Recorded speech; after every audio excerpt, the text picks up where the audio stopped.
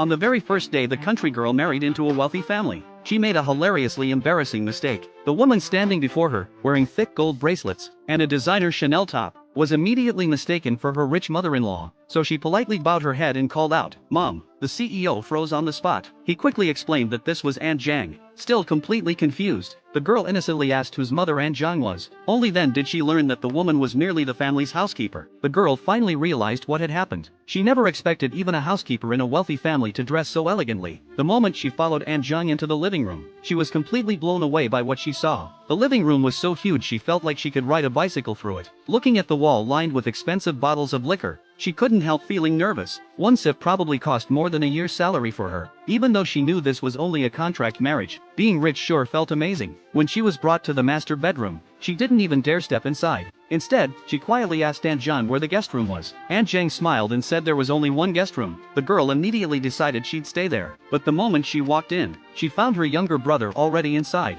She never expected a fake marriage to come with extra family members, so she instantly tried to kick her brother out. To her surprise, the CEO suddenly appeared behind her and said that if his brother-in-law liked the room so much, he could stay. That would just mean she had to squeeze in with him tonight. Seeing that she was about to refuse, he quickly added that he would sleep on the couch while she took the bed. With him putting it that way, she had no choice but to agree. What she didn't know was that the two of them had planned it all along. The CEO immediately transferred $20,000 to his brother-in-law. That night, worried that she might be taken advantage of, she secretly prepared a can of pepper spray. But when she saw the CEO step out of the shower, she was the one who suddenly started having dangerous thoughts. She even handed him the pepper spray herself, thinking he might need it more than she did. The two spent a surprisingly peaceful night together. The next morning, they headed to work together. Seeing so many co-workers packed into the elevator, she pretended she had simply bumped into her boss by chance. The CEO couldn't help thinking, "This woman is really eager to keep her distance from me." Meanwhile, she was relieved that none of her co-workers had noticed anything. But just then, the elevator doors suddenly opened,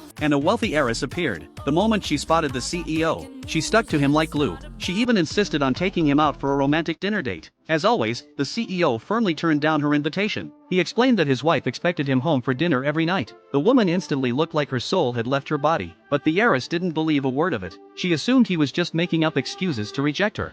我太太是枫桥